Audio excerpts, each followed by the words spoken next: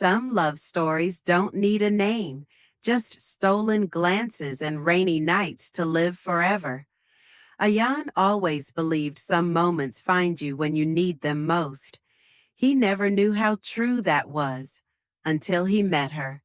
He was sitting alone at the same tea stall every evening after work. He didn't know why he went there. Maybe to escape his empty flat. Maybe to watch the world move while his own life stayed still. That rainy Thursday, he was lost in his notebook, trying to write a line of poetry he couldn't finish for weeks. That's when he noticed her.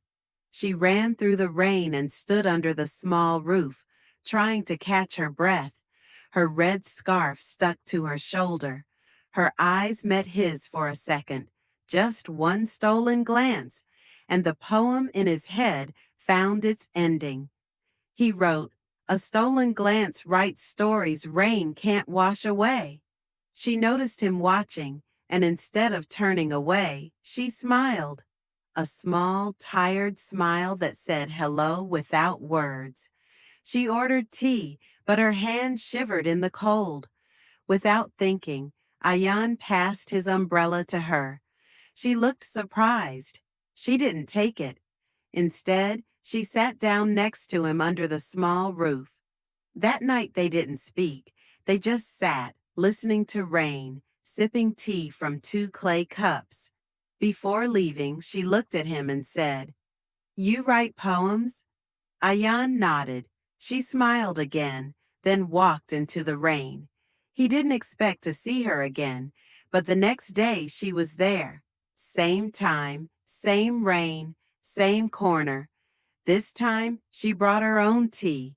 She sat next to him and asked, "Read me something?" He read her 3 lines. She closed her eyes, as if saving them in her mind. After that, she started coming every day. They sat together, but words stayed few. Their eyes did all the talking.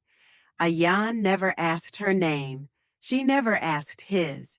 It felt better that way, like they were two secrets meeting under a broken roof, protected by chai steam and rain songs. One evening, the tea stall was closed. The rain was heavier than usual. Still, they met there, standing under one umbrella. They laughed about it. He asked her, "Why do you come here?" She looked at him. Her eyes were dark, soft, and sad. "To feel less alone," she whispered. He didn't ask more.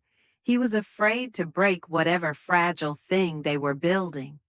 Winter came. The rain stopped, but she still came. One evening, she handed him a small paper bag. "For you," she said. Inside was a pen, an old fountain pen with her initials carved at the end. That's when he knew her name, Saira.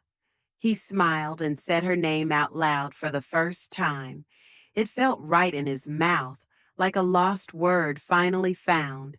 Weeks turned into months. They never called each other. They never promised anything.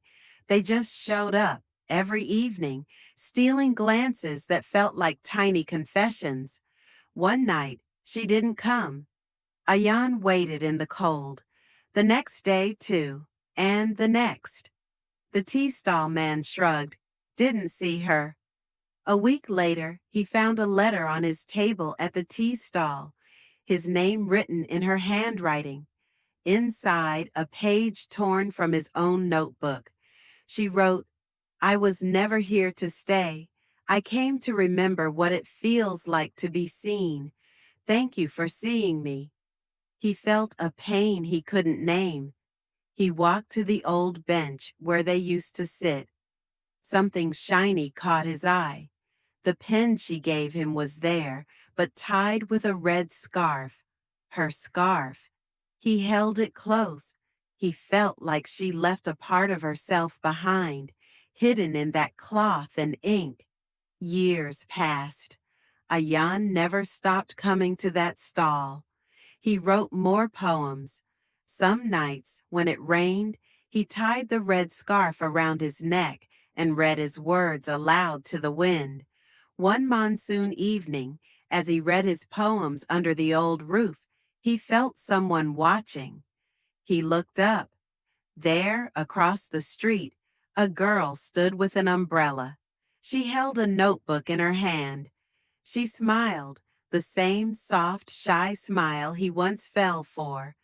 Saira didn't come back, but her daughter did, holding the same red scarf in her hand and a letter from her mother. Find the poet. Tell him I stole glances because I wished he'd write me into forever. Ayan didn't know whether to cry or laugh. He walked to the girl. He gave her tea. She read his poems. And under the same broken roof, in the same cold rain, another stolen glance began a new story, one he knew would never really end. And under that same broken roof, a new glance waited for the rain. Because some stories never really end, they just find new eyes to tell them again. If you'd like, I can now create YouTube description, hook line, hashtags, and thumbnail text for this final version. Just say yes.